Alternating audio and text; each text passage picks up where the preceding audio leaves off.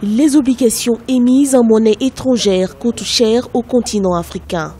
En 2017, les pays africains ont émis 18,3 milliards de dollars de dettes libellées en euros et en dollars, selon la BAD, Banque africaine de développement, qui déclare que c'est un chiffre record inquiétant et un risque de surendettement pour les économies africaines en voie de développement.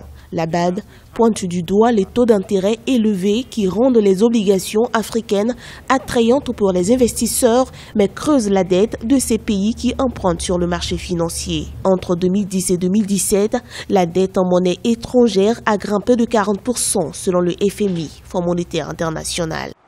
Si vous avez un faible taux de change, cela signifie que vous allez utiliser une grande partie de votre argent pour rembourser votre dette.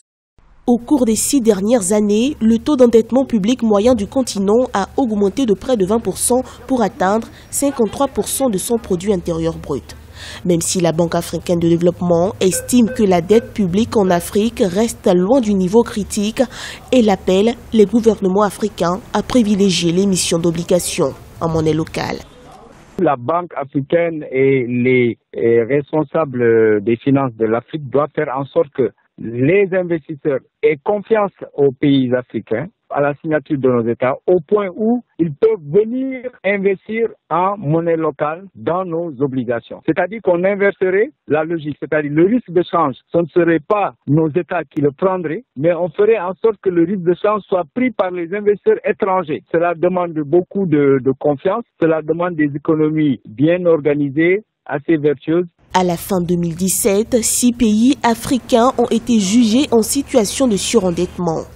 Les notations du Fonds monétaire international pour des pays comme la Zambie et l'Éthiopie ont été changées d'un risque de surendettement modéré à élevé.